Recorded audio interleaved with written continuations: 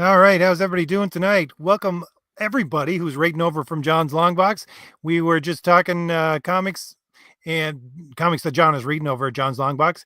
And tonight I thought we'd talk Jim Shooter because actually my last Saturday video I was talking Jim Shooter all the time, and then unfortunately Jim has passed since then. So a lot of people are doing videos on that, but I just want to focus on great comics that Jim Shooter actually created, and we'll talk about that for a little while.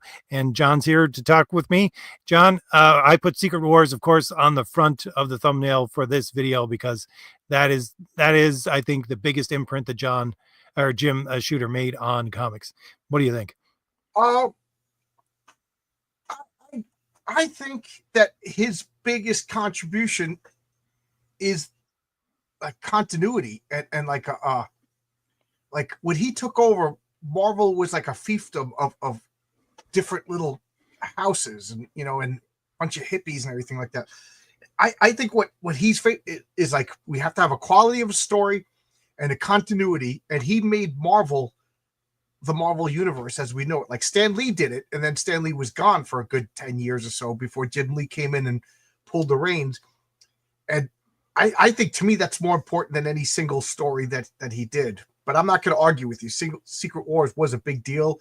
Secret Wars pretty much cemented the idea of like the yearly crossover event, which became a bad thing later on. I think if Stan Lee, even Jim Shooter had Secret Wars 2 that stunk.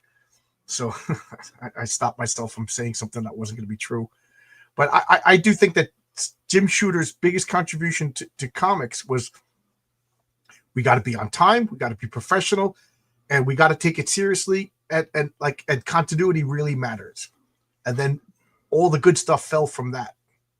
You know that I've been reading for years, just going into interviews with a lot of comic pros and reading the old interviews.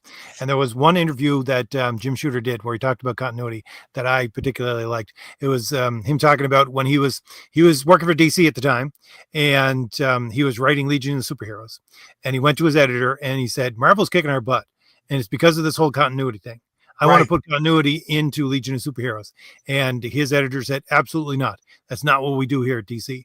And by the way, anybody in the chat wondering why? Because DC was supposed to be at that time where you could pick up any Superman comic or any other title and read it in any order that you wanted to. That was the entire premise of it. That's how they publish stories. And so his editor told him no, and he started putting it in anyways. And he said, my editor was, side-eyeing me all the time going, I see what you're doing here. And then when he got the chance to move over to Marvel and actually do continuity, he loved the idea so much that he tightened up the reins of what he basically called is almost like a hippie commune. Yeah. And that's why they hated him. He became a boss. I heard stories that he would yell and scream at people. I wasn't there, but I met with John Romita. I went to his house, and John Romita said that Jim Shooter was the best thing to happen to Marvel. He made them profitable. He tightened up everything. He made them on time. But once all the problems were solved, instead of being a fixer, he became a meddler. He says he should have. There should have been a point where he just stopped back, put his hands up, and just enjoyed the comics, but he couldn't stop meddling. I'm not going to argue with John Romita. Well, I wouldn't argue with him either, but I have to say, again, I go back to Jim Shooter for a lot of stuff in my videos. And one of the things I usually go back to is the death of Phoenix, because Jim Shooter's handprint was definitely on that. He's did several interviews about it. Chris Claremont, even to this day, chafes at what Jim Shooter did, even though he has to acknowledge that it was the right thing to do. Because Chris Claremont wrote the Phoenix Saga, and Jean Grey was supposed to just go back to being Jean Grey at the end of it. And Jim Shooter said, absolutely not. You want to do this story? There needs to be consequences. And I don't know if he told him that she needed to die or not, but he said there needs to be consequences because this is not how human beings work. And it's what I'm always talking about with, you got to base things on human nature and look at your story and put human nature in there, because your audience is going to know when something stinks, when this is not going to be real. No verisimilitude there at all, right? Jim Shooter is the one who said you got to rewrite this Dark Phoenix saga and get consequences in there because she killed an entire planet full of people, and not to mention an entire starship full of people. So there's got to be some consequences in there. She can't just go back to being a normal schoolgirl. So if we're talking about not actual comics, but contributions, that is second to continuity. I would say is the fact that he said there has to be some kind of expression of what a human being actually is when you're writing these stories. Right. I saw it. Somebody posted a not an email, but an actual letter, a memo that was distributed to all the editors. It said, "Start making good comics," which is kind of a jerky thing to say, because everybody thinks they're making good comics. All right, let's get a shout out to people in the chat here first. Pedro was the first one to be here. He had to leave, I think. Vaz is here. Wilhelmus, raided over from John's Longbox. Manny is here. Arkham is here, raiding over from John's. Let's see. Oh, Tony is here as well. We got Vaz. And Michael is some of the regulars. George, Zach, Dan. Okay, we got plenty of regulars in here. And guys, as I always say, we got John in here. We're talking Jim Shooter tonight, but if you have any questions or anything like that, want to make some comments, I'll try to get to your comments, but put them in the chat and let us know. So, John, let's talk for a second. I mean, we're talking... We want to talk Jim Shooter. You can't just praise the man. I think his Valiant universe was really a disappointment. If you go with lows for Jim Shooter, I think the Valiant universe, which still exists today, I was so hyped for that entire line of comics, and issue after issue after issue, when I got it, I was disappointed. You could go with New Universe, probably even worse than the Valiant, because he did have some duds. I mean, I think. You see, when Jim Shooter's, maybe that's what John Romita was talking about. When he has full creative control, things fell apart. I never read the Valiant. I don't know if you were watching my previous stream, but I told the story that the Valiant came out when I was in college, so I couldn't afford to buy everything. So I got mostly Marvel, I got mostly DC, and things like that. But Valiant, I just didn't buy because I'm like, I can't get into another company, But when I was working, I had a partner at work, and he was just like, "Yeah, I'm getting married. I'm going to sell all my comics." I'm like, "Oh, what do you got?" He goes, "Everything Valiant." He was obsessed with Valiant comics. He goes, "Everything that Valiant Comics ever put out, in order, bagged and boarded, near mint condition." I said, "I'll buy it from you. I'll buy it from you." And he was like, "Okay." And then like a week went by, 2 weeks went by. I'm like, "So what's the deal?" Because I sold it on eBay. So I just got annoyed, and because I was annoyed at him, I swore that I was never going to buy Valiant. I bought every last Valiant book there was for the first, I think, 2-3 years. Magnus, I loved the idea because of the old books. Exo Man of War, Solar Man of the Atom. They were all really good concepts, which were not executed very well. Even Turok. I loved Turok, Son of Stone, from the old Gold Key. And they brought it into the Valiant universe, and then brought them into modern day New York and all that kind of stuff, which they just flubbed so many good characters one after another, especially Magnus. If you look back right now, Magnus was the very first, I think, book that came out from Valiant. And Valiant, these were all like King features and Dell characters originally, yes. Right?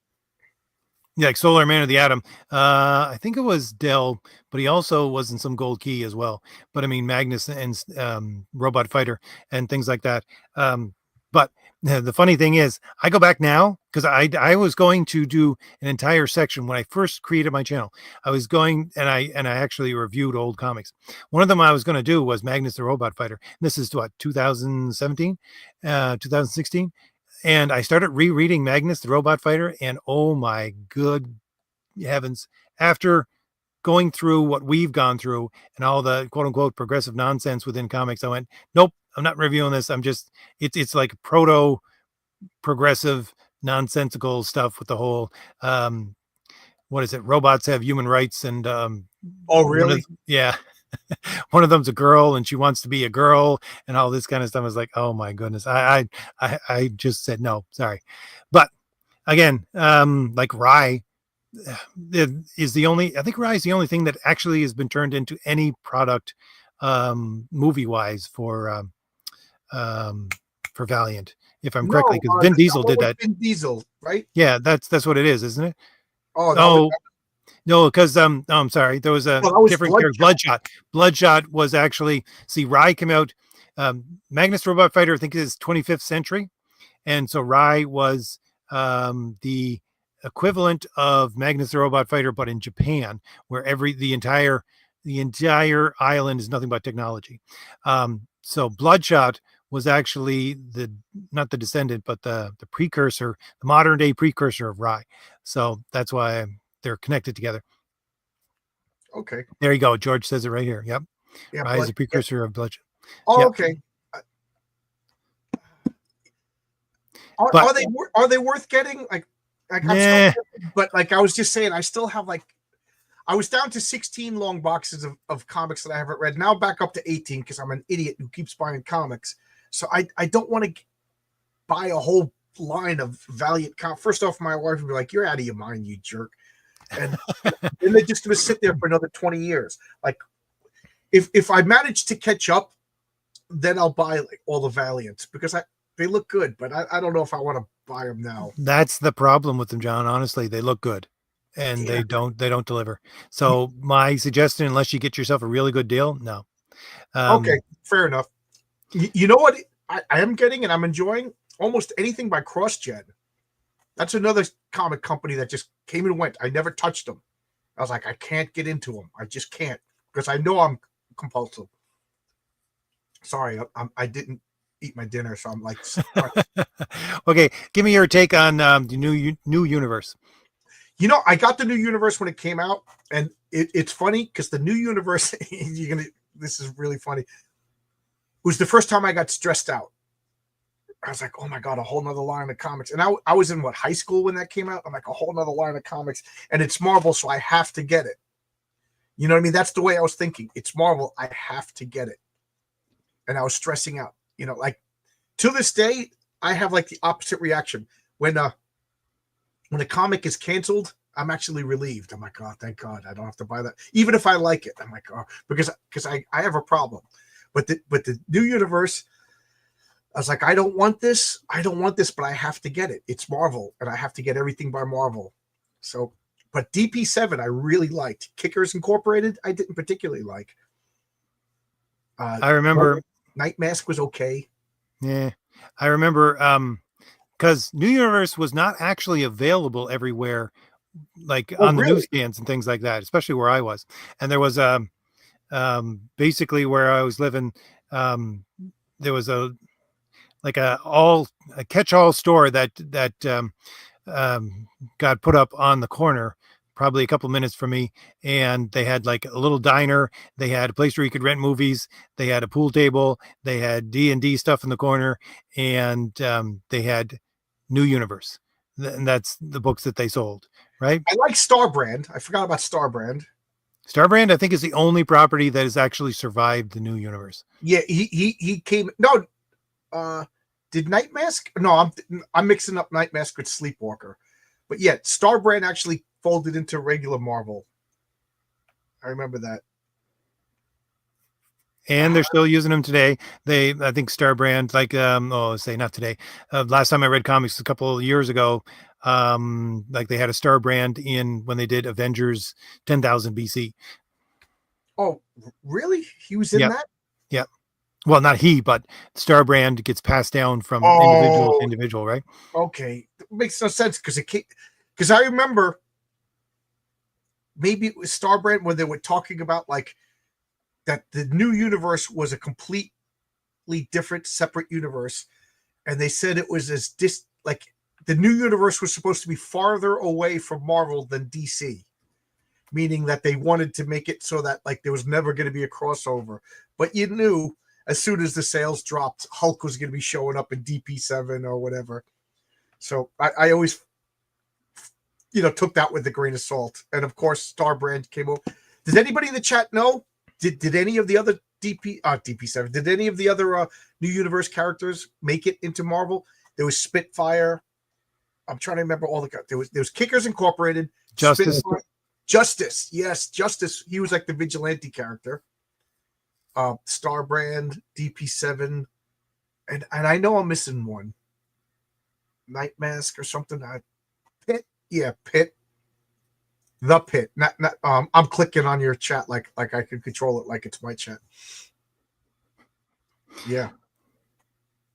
Yeah, Pitt was when they destroyed Pittsburgh because Jim Shooter was from Pittsburgh. How petty.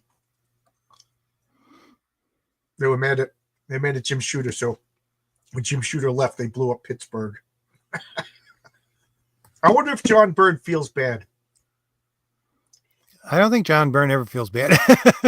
Because John Byrne, like, he the day Jim Shooter got fired, he took everybody out to dinner and paid for it. They had like a big party. You know, and all I got to say is, like, would John Byrne's comics have been as good if, you know, like, they wouldn't. What came out? What year did John Byrne work? Well, you know, what year did did Jim Shooter leave? Because, like, you know, was John Byrne comics as good after Jim Shooter? I really got to investigate that. All I can remember, like, we go to when John Byrne had free reign doing things like Namor and She-Hulk and things like that. She-Hulk, you could get there if you were into the John Byrne sense of humor. Namor, again, he was playing fast and loose to the character. To my mind, I like his Namor run because I like the way he explained the mood swings that, you know, if he spent too much, you know, because Namor was land and sea, you know, he was a merman and a human, that if he spent too much time below the ocean, he would go nuts. And if he spent too much time out of the ocean, he would go nuts. Like, he really fixed the mood swings of Namor. I it, like, basically made him bipolar. But his She-Hulk run, I didn't like it. The art was gorgeous, but I hate when people break the fourth wall. The only character that's allowed to break the fourth wall, in my opinion, is the Watcher. Everybody else, it's just tedious and it takes me out of the comic. Yeah, well, I agree that it's just, I would say that John Byrne's stuff with, well, you know, it was X-Men and then Fantastic Four, because I think Jim Shooter was there during his Fantastic Four run as well. But yeah, clamping down on, that's the thing. Clamping down on your artist is what Jim Shooter did best, and he made sure that his artist actually followed the rules. And again, we'll put third in line of what his contributions to comics was. You already mentioned it, John, was that everybody got their book out on time. Right. How many times pre-Jim Shooter did you see Deadline Doom? And it was like a reprint, you know, of a Herb Trimpe Iron Man or something, you know. Or worse, George Tuska. Actually, that's mean. I've grown to really like Herb Trimpe. That's mean that I said that. Yeah. I can remember there was no, for a comic book kid anyways, there's no bigger disappointment than coming home with your stack of comics, pulling out your Amazing Spider-Man and seeing it's a fill-in issue. Yep. Or a fill-in issue, like an inventory issue, or worse, just clips from other comics. You know, I remember, I think it was Fantastic Four, like 196. It was like the Thing telling the history of the Fantastic Four, and it was obviously just panels from all of the, you know, like, you know, when you turned on like the episode of Friends and it was the clip, oh, it's the clip episode, you know, that was the worst. or it seemed like every 2 years the Fantastic Four just retold the origin of the Fantastic Four for the entire issue. You're like, oh, okay, they needed a month break to catch up. And the funny thing is, this kind of happened to me. I think that Jim Shooter, what the MCU was for comics when it came out, is what Jim Shooter's Secret Wars was for comics back in the day. If you get my drift, is that Jim Shooter, again, when you're reading all these interviews with him, he said, you know, he was the one who was always go between for running Marvel Comics and all the creators and the people who actually own the thing, and the board of directors. And he went to the board of directors with his idea for Secret Wars, and they didn't even know what comic books were, how they worked, what characters, like they were like, oh, you're going to put all the characters in. So we got Superman and Wonder Woman here too. And he's like, no, that's not how it works. Like they had no clue, but he was the middleman in between those two. And he brought comics into an entirely new playing field with Secret Wars is the thing. I mean, like it or hate it, that's what he did. He brought to the mass audience a, I don't know what you call it, basically what normal people, for me, when the MCU started coming out, people were saying to me, how come Superman's not in the Avengers, right? Yeah. Or things like that, right? But they know better now.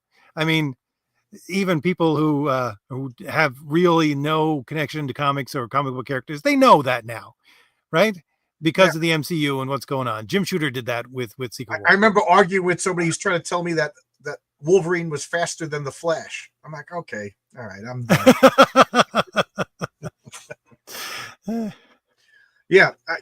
I how come Spider-Man isn't how come Spider-Man's not on the Justice League? I'm like, because Spider-Man's Marvel, But the Secret Wars, though, that was printing money, and that was fun. That was just a fun comic. Every month I look forward to reading that. It was just like a pleasure. And what I liked about it is that they coordinated within every comic book. And then the next issue, we saw the consequences, and they left it up to the writers. Like John Byrne had She-Hulk join the Fantastic Four. I don't think Jim Shooter decreed that. So then that told us that something was going to happen in the story. And I really, really dug that. It was like, oh, cool, there's consequences. How is this going to happen? The Thing stays on the planet, and then you read every issue of Secret Wars. Like Spider-Man now has the black costume. You know what I mean? That was so cool. It was fun. And then they had top talent. Zek drew it, and I forget who else drew it. And the toys were terrible. The toy tie-in were the worst toys. Like at the same time, DC was doing the superpower toys. The superpower toys blew away the Secret Wars toys.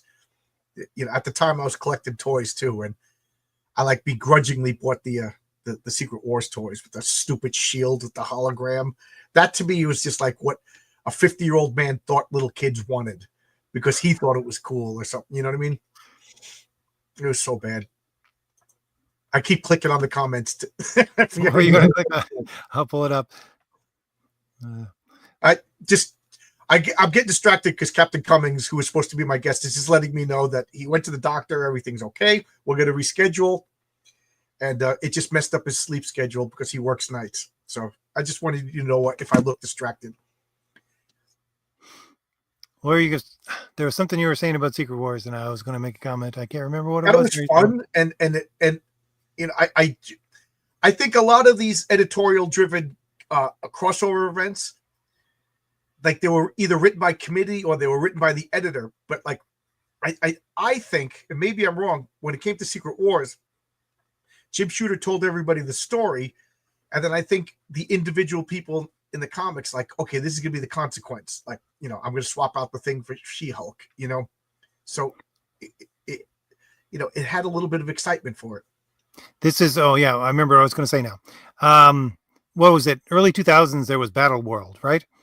Which they did as the major crossover for the summer. Was it Battle World? I think it was. And they're going to basically, for the new Avengers movie, which is Doomsday, I think it is Doomsday. They're going to reference that, which to me is just a poor retelling of Secret Wars. It's just like the fact that, everybody loves World War Hulk, but to me, that's a retelling of an old story that Hulk did when he was shrunk down and he basically went into a microverse. Right. Right. And that, these older stories, I'd say go back to the older stories, go back to the Jim Shooter Secret Wars. But I mean, they're not going to do that anymore. They're going towards the new stories now, and I'm probably going to do a video about the tie-ins with Battle World and Riri Williams' stupid show that's out right now, because they have tie-ins. By the way, that's how they're going to get you to watch that show. Yep. and they're not going to get you to watch it now. They're going to get you to watch it, 2 weeks before Doomsday comes out. Anyways, I say go back to the Jim Shooter, go back to that stuff, and that's where Marvel cut its teeth and became a real company, and that's what they should go back to, but they won't. I mean, I would bet you dollars to donuts. Everybody who's working on Marvel stuff right now hates Jim Shooter's guts. No matter how much they fawn on social media, they would never ever work with the man. Yeah, I got to say, I got a little ticked off when I saw like Marvel, like, oh, let's give props or whatever, respect to Jim Shooter. Without him, Marvel. It's like, dude, you sued him. Yeah, he started Defiant Comics, and you guys sued him because you didn't want him competing against you. You like bankrupted the man, and now that he's dead, you just like, oh, we always loved him. It kind of ticked me off. Not kind of. It ticked me off. No, definitely. I'm gonna put up. Let's see. We should put up some of this older stuff. Let me add this to stage. We got some Legion of Superheroes, Superboy and the Legion of Superheroes. I can't remember what issues Jim Shooter wrote, but if anybody watched my last video, which was about the new Superman movie coming out, I referenced Jim Shooter and basically say he's the most influential person that has written Superman in the last 75 years. And he cut his teeth. If anybody doesn't know this story, he cut his teeth on writing Superman when he was, I think, 14 years old, because he sent in scripts, and DC Comics didn't know how old he was, but his scripts were good enough that they thought it was just a guy, and they paid him. And what he was doing was supporting his family because they were having financial troubles. But yeah, he was trying to help support his family because they didn't have enough money. And he was writing the best stories that he could come up with. As a 14-year-old writing Superman stories, some of the most iconic Superman stories that have ever existed, like the fact that Superman versus the Flash foot race. That was a Jim Shooter creation when he was writing Superman, and then again he moved on to Legion of Superheroes by the time he was done. Yep, I agree. Right. I love these Legion of Superheroes. I started collecting the Legion of Superheroes after this era. I think I started right before the Great Darkness Saga, but the Great Darkness Saga was already out. But I read that and I liked it, so I went and to the back issue bins and I bought them. But I never got these. I'm still working my way backwards with Legion of Superheroes. I have all these now because these are the ones I bought from some guy. He had this old fella, his comic shop went out of business in the 90s, and these are the only books. No, I think this and the Cull ones, only books I've ever actually bought online, because I got to talking with him and he said, I have all of these Legion of Superheroes. I said, send them to me. I'll buy them off you. He didn't want very much money, although he was very slow. But poor man, I don't think is still in existence. I kind of admire that you won't buy comics unless you can physically go to a store and buy them.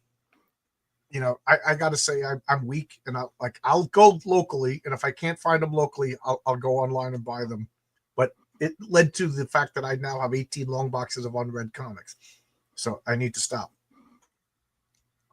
Yeah, summer is my usual time for actually going places and finding new comic shops to go and peruse through. Whoever's traveling with me has a hard time of it, because if I get stuck in a comic store, I'll go through long box after long box, like one book at a time. I could be there all day and just lose myself. Me too. I used to call it doing the A to Z. I'm going to do the A to Z. And my friends were like, oh God. I'd start at A and work my way down to the back. And I do the same thing in record stores. Start at A. Why are you looking at ABBA? Because A is A, B. I got to start at A and then go all the way to the back. Like used record stores. Oh my God, you find so many good gems. I never saw this before. I got to buy this. Yeah, that Legion of Superheroes right there with the I think that's my first. I think that's my oldest Legion of Superheroes comic. George Perez one. Yeah. So I gotta work backwards from that one. Yeah, I think that's my oldest. With that horrible Cosmic Boy costume. Well, at the very least, they were let's just say, they gave the skimpy uniforms to the guys as well as to the girls. Yeah. Let's put it that way. Yeah. Yeah. Those future kids. I mean, look at Shadow Lass right there. Oh my God. Va va va boom. And look at Timberwolf. He was the original Wolverine. Yes. And here's one of the things that a lot of people, I don't know if a lot of newer comic readers actually get this. Marvel and DC played off each other so many times. It's like there's so many characters that actually cross over from Marvel to DC. They just had to recreate them. Yep. Timberwolf and Wolverine will be two of those. And you got the entire Shire Imperial Guard is Right. the Legion of Superheroes. Yes. Yes. Not to mention the Eternals are just the new gods. Yep. You got all of these things coming over from one to the other. That's what I never liked the Imperial Guard because I always loved Legion of Superheroes. It's funny It's just a knockoff of the Legion of Superheroes. Yeah, they're the Legion of Superheroes, and then the Squadron Supreme was the Justice League. Yep. Yep.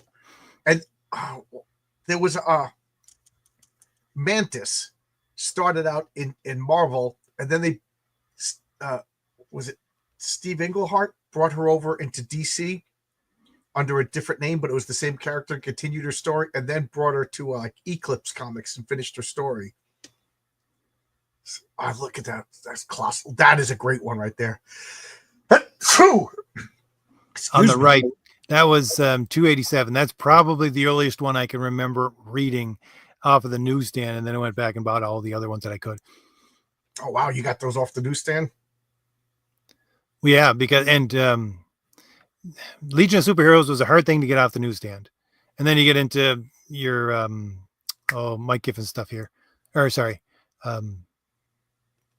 What's his name? What's his first name? Giffen? Keith. Keith. Yes. Sorry. All right. Let's see. We got anything in the chat here that people are talking about? I got to scroll back a little bit. Go way up. The names of the Legion of Superheroes kept me away from the comic for so Queen Projectra, Bouncing Boy, Lightning Lad, and then they had cool names like Wildstar and Wildfire rather and Timber. Yeah, Wildfire was always an interesting character if you ask me, because he was just pure energy.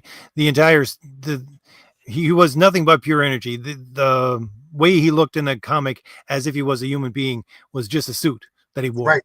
It was a containment suit that contained his energy. I'll never forget when Dawnstar left him. He basically proposes to Dawnstar, and she goes, "I love you, but we can't have kids. And my people are dying out. We need to produce children. So there's no point of us being together. Goodbye." And then she flies away, and it's just 3 panels of him in the same position. And then in the middle panel, he just says, "Damn." And then the last panel, he just explodes. And the way the Legion of Superheroes is, you don't, there's 30 members, so you don't see them every issue. So for 3 months, you're like, is that it? Did he just commit suicide? You know what I mean? It was really well done. You were nervous for these characters. Feral Lad died and stayed dead. Lightning Lad died, but it was really Prody. Oh, yeah, I remember that as well. Yeah, no dissing Projector. She had a really cool costume. I really liked when she came back as Censor Girl. That was a cool costume. Oh, that's right. I completely forgot she changed entire personas. There was a couple of characters like that in Legion of Superheroes. Yeah. And nobody knew who Queen Projector was. She just came back and retried out, What's the backstory of Brainiac 5? The Brainiac, for Brainiac 5, anyways, it depends on what backstory you go to, but his backstory was basically he was created as a what is it? They're all genetically engineered, but he was genetically engineered to be superior to the rest of them. And the Brainiacs all connect their minds every day to a giant supercomputer, so everybody can share everybody else's memories, and everybody can learn the thing that one person has learned into this giant hive mind during the night. And he was completely bored with the entire process of living on his planet because of this fact that he would have to sift through these memories of people who were always inferior to him. So Brainiac, that's why Brainiac leaves his Brainiac planet and tries to do all the things that he does. That's the basic backstory, if you're wondering, that I remember of the Brainiac 5 stories. Matter Eater Lad, I always liked. Matter Eater Lad, he could consume anything or then convert it to energy. So he would just he would eat a brick and then he would have like the power of a brick. Eat the bars. He was from the planet Bismol, and they evolved the ability to eat anything. So there's like a whole planet. That was another thing that bothered me. Like, they weren't special. Like, they would evolved all of these powers. So like, everybody on Shadowless's planet had these darkness powers. Everybody on Bismol could eat. So to me, it was almost like, all right, they could kill off Matter Eater Lad and then just swap out another one. I had never thought of it that way, because the whole point of the original Legion of Superheroes, the entire point was that they were all human beings. None of them were aliens. They were just human beings that had gone to another planet where they had started to terraform it, and they gained superpowers just through evolution of them being there. Right. Like Element Lad. He could rearrange molecules, but everybody on his planet could rearrange molecules. So like, why don't they take over the universe? Everybody is basically the molecule man there. Like, did they ever come up with like a story later on that was like, they genetically modified themselves? Because only 1,000 years in the future you develop molecule man powers. Even as far as science fiction goes in comic books, that's still a lot to believe. I don't remember, but again, it wasn't until after Jim Shooter had left. When you get into the Keith Giffen stuff, he was the first one to actually, I think, really sink the entire Legion of Superheroes into there's aliens out there, so let's play with that. Yeah. You could say the same thing about Superman, Starfire, the Green Lanterns. Yeah, the Green Lanterns, I give an exception because I do like the whole, like, our Space Corps. Like, they're modeled after the Lensmen, but my problem with the Green Lanterns is, like, every planet gets one, except for Earth has 27. There should only be one Earth Green Lantern at a time. I don't want to see Guy Gardner and Hal Jordan and Jessica or whatever her name is. And that's why, Kyle again, Rayner. Talking about Guy Gardner, he's one of the main characters in the new Superman movie coming up. Yep. And I really think that, in my opinion, they're trying to redo the Legion of Superheroes. Or sorry, the Justice League. They're going to put this new team. They call them the Justice Gang, which is Hawk Girl, Guy Gardner, and Mr. Terrific. And who else is there? There's someone else there. I can't remember. Hawk Girl, Mr. Terrific, Metamorpho.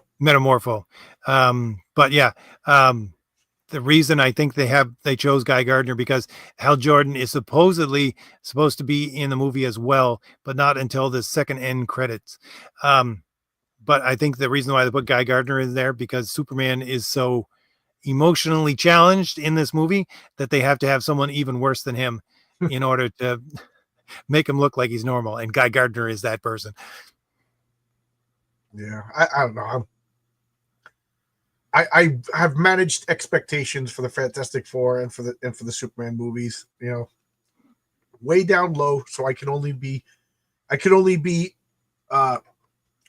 be disappointed. I can only be delighted because I have such low expectations.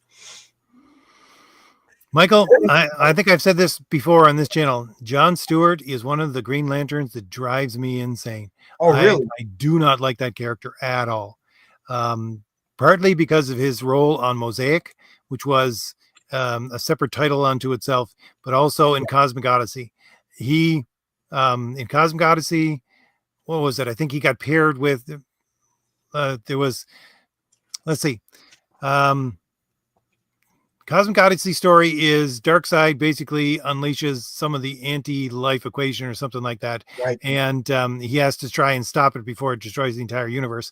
The way it destroys the entire universe, it has to destroy some key points within the entire universe in order to break down the structure, which are planets.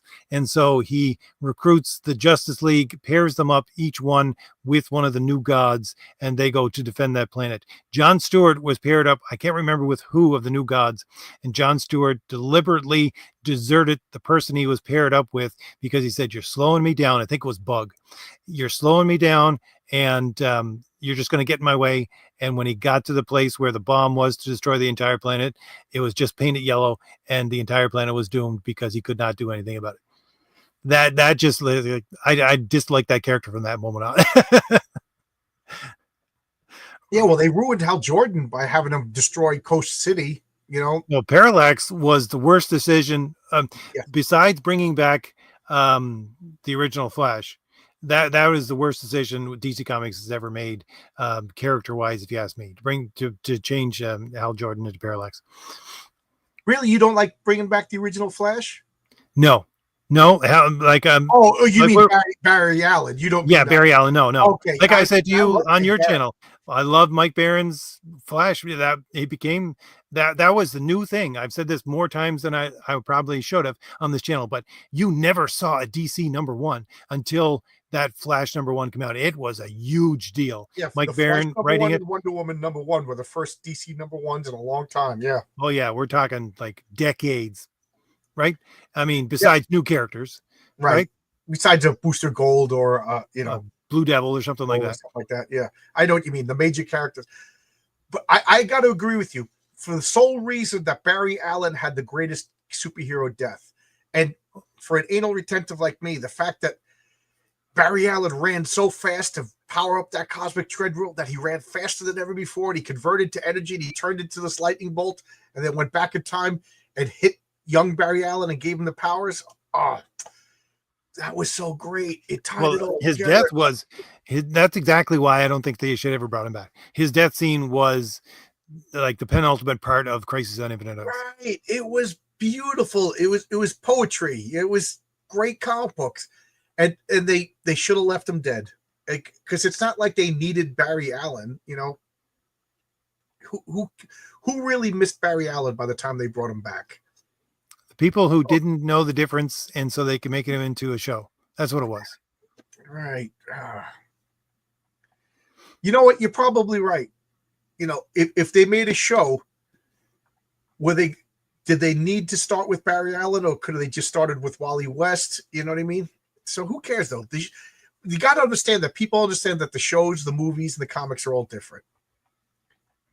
Unfortunately, the people making shows, even back in the 90s when they did that really horrible Flash series on, I don't know what it was, WB, or no, it was Fox. They did that series. That was smack dab in the middle of Wally West was already Flash for quite a while, and they made him Barry Allen. Yeah, I don't know. Because Mike Barron made Flash a nuanced character. I'll tell you that right now. That's why. My favorite thing was that he needed to eat to maintain the calories and to generate the energy. I thought that was brilliant. Yep. Agreed. And he couldn't run that fast. Like one of my pet peeves about speedsters is it might as well be magic, especially the Speed Force was a horrible idea. Yeah, agreed. Just like the Force in Star Wars, it was kind of mysterious. They explained now like they could do anything they want. I could teleport through planets and I could heal people, and who cares? It's so powerful. Who cares? But the Speed Force, like they could run and convert energy. They could teleport now, and they could heal fast. Flash should have just been a fast guy who vibrates. Two really cool powers. Didn't need anything else. But I like it's one of my pet peeves. He runs through the city and like nobody falls down. Like the Flash should be collateral damage all over the place. Like I have the go-getter. She's a speedster, and whatever I show, you're gonna see people falling down, and they're gonna be like, you can't be that fast. Like she's kind of clumsy girl. So like if she trips, she's gonna freaking rip up her knees and get all bloody and everything like that, knock into people. So the Flash, he was just magic guy. There was like, he could just run and people just like, oh, look, they're smoking, and the Flash just runs by at light speed, and the cigarette smoke doesn't even move. I understand he has the aura, so his suit doesn't burn up. That's fine.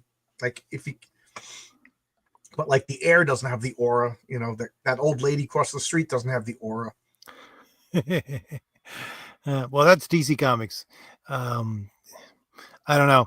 It's like going back to the Legion of Superheroes, because the original Superboy, again, going back to Jim Shooter, the original Superboy in Legion of Superheroes, he created so many of the powers for Superman that actually got turned into something that John Byrne had to actually explain when he rebooted the character, like the aura, Superman's aura, and the reason why he has, a uniform that never got destroyed, but his cape could get torn to shattered. Or it didn't. I love that. I love that. That's actually one of the reasons why my character, the Patriarch, has telekinesis, because of that. And I have a character called Captain Atlas that is my Superman. Is as powerful as Superman, and it's totally inspired by John Byrne. Captain Atlas, he's super strong. He's super invulnerable.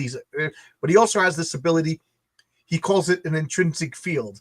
So if Captain Atlas was to touch a truck, this field extends from his body and touches the truck. So if he grabs the truck, he lifts it, and all of that energy is dispersed equally among the truck, so the truck doesn't get damaged. Does that make, you know what I mean?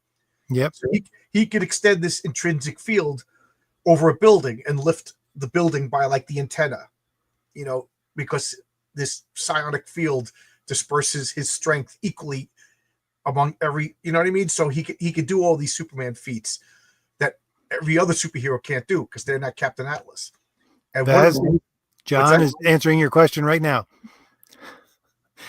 Wouldn't also happen with Superman. Yeah, so if Captain Atlas was to pick up RJ and fly, RJ is protected by this intrinsic field. But that's, I explicitly explain he has that power. You know what I mean? But if, the Patriarch has telekinesis, but I have another super guy, Powerhouse. If Powerhouse was to grab you and fly, you would need an oxygen tank for him to fly at, faster than a certain level, because you can't breathe at that fast, Yeah, tactile kinesis. I never liked tactile kinesis, so I called it intrinsic field. Also, Vaz, if you go back early enough, you go back to the Jim Shooter Legion of Superheroes, the Superman had, his cape was basically magical.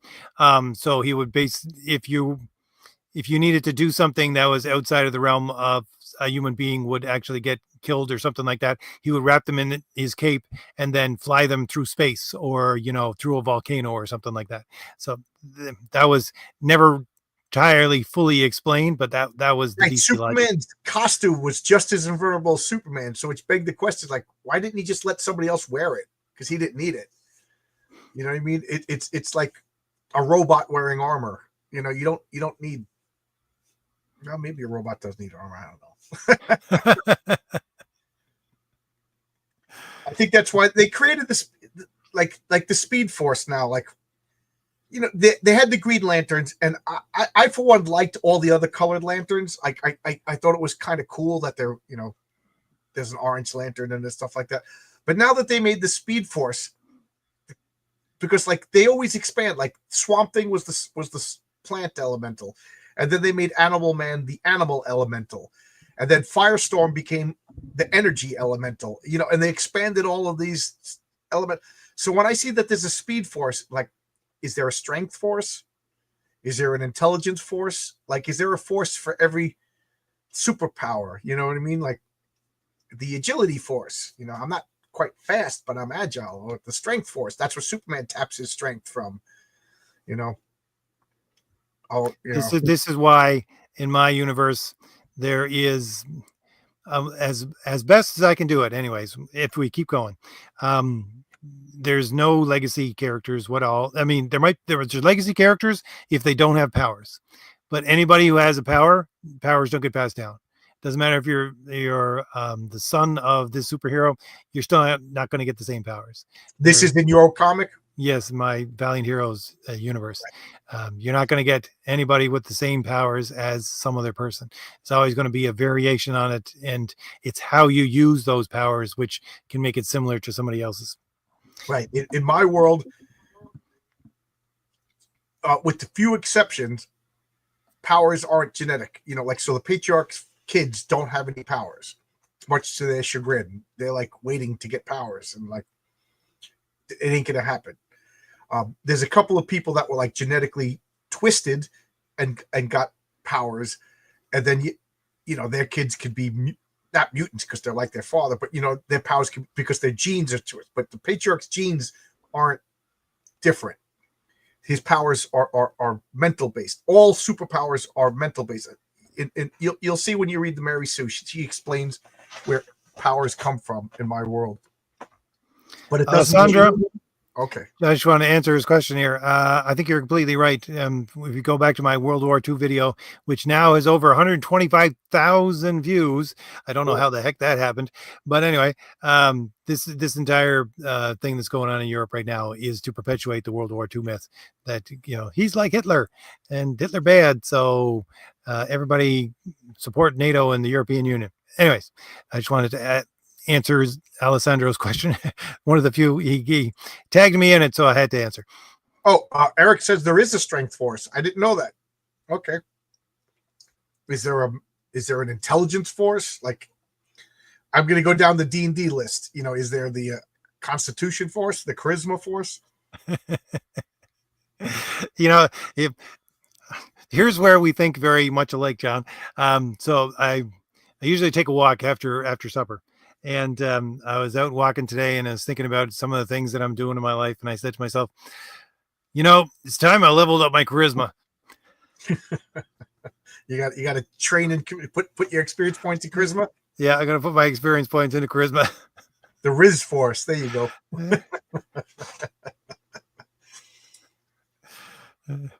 That's like one of my, I think I told the story before. One of my girlfriends, a long time ago, she kept on getting sick, and I looked at her and I said, "You know, it's just you don't have a very high constitution."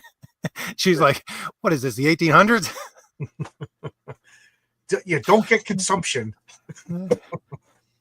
It's funny when I was in college, I was working in a like a kindergarten. I was an assistant teacher for a kindergarten. And it was like a kindergarten, but it was like all day. So the kids would take naps and stuff like that. And then there was little kids in the school. And everybody would get sick. You know, little kids sneezing on you and everything. I remember one of the kids like, John, and he called me down. And as he was talking, he just sneezed. And I just remember tasting the sneeze it went into my mouth. I was like, ah. So, but this one woman started teaching with me. She was like in her 40s when I was like, I don't know, like 20 or something like that. And she would call in sick like every third day. And she says to me, John, how do you not get sick? And I wasn't being a wise ass or anything. I just said to her, just don't get sick. You know, and she got mad at me. And like, that was like the end of our friendship. But I didn't mean it to be like, just like it's mental. You know what I mean? Like you wake up, you don't feel good. You just ignore it and go to work. You know, you don't want to get sick. Don't get sick. Just tell yourself you're not sick. That reminds me, I know this is going way off on a tangent, but John, the exact same thing happened to me in a different kind of way. My best friend in my first stint at university, she was also my best friend for female friends. Anyways, she went to high school with me. That's why when we went to the same university, so we became friends. But she asked me, because we were both taking history at that time, and she said, RJ, I need your notes for the last couple of days because I went on vacation, right? And I said, yeah, about that. I said to her, I don't actually put any dates on my notes, so it's all just, and it's in my shorthand, right? And you can't tell where it will stop from one day to another, so I could not tell you and pick out those days that you missed and give you my notes. And she was so annoyed at me that she wouldn't, like, I mean, that was almost the end of our friendship right there.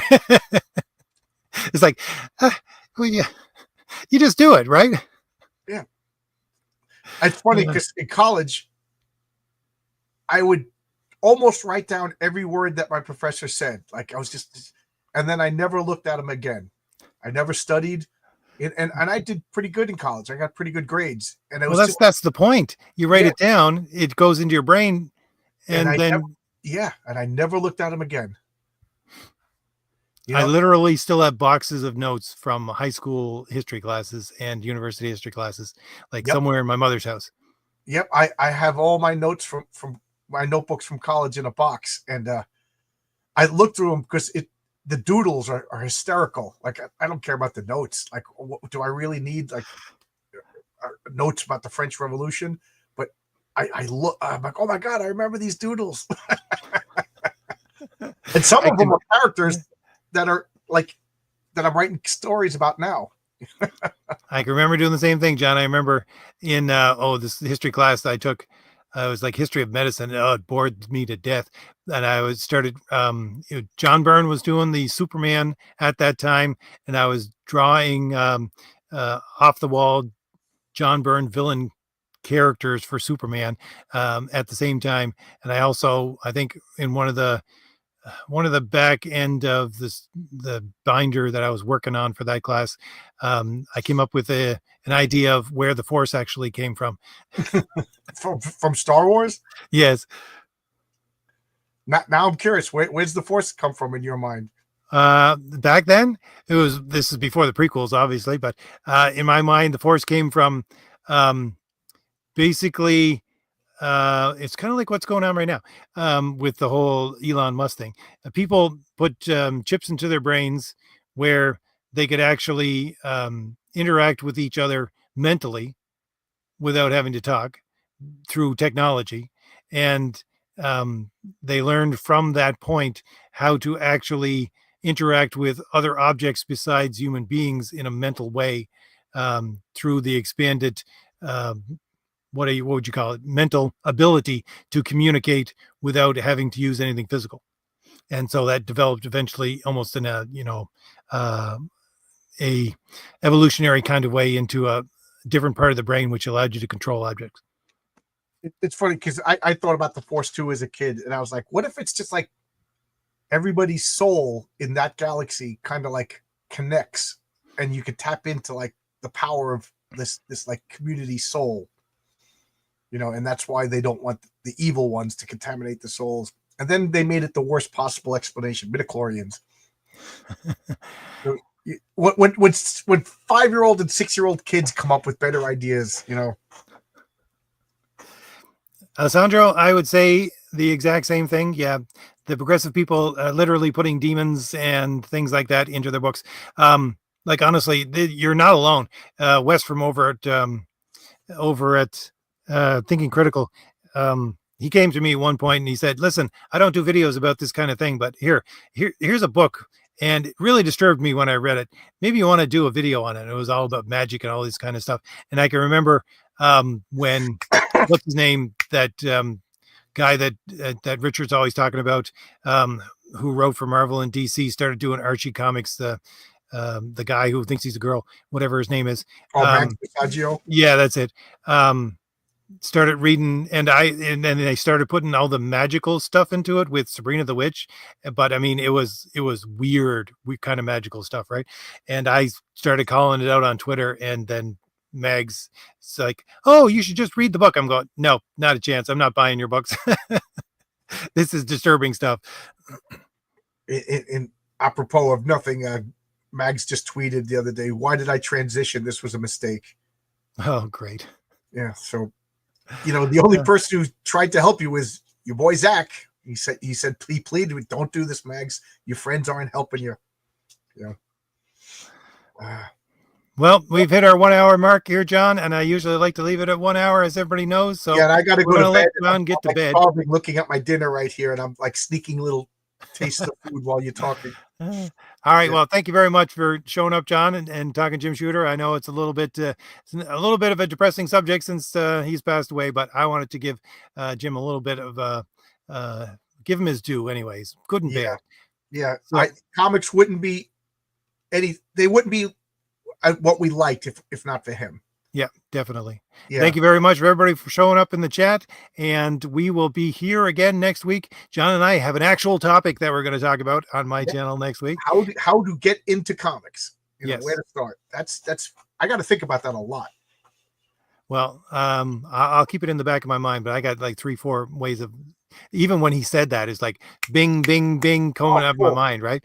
Yeah. So that's what we're going to talk about next week. I'll see everybody again next week. Bye, everybody. The links are in the description for the 2 books that you saw at the first of this stream, which was my sign-up page for Fade to Blue and John's Heroic Tales #2, which is now, you can buy it right now on Fund My Comic. So if anybody wants to go check those out, links are in the description. Thank you very much, everyone, for showing up, and I will say goodnight. Bye-bye, everybody. Bye-bye.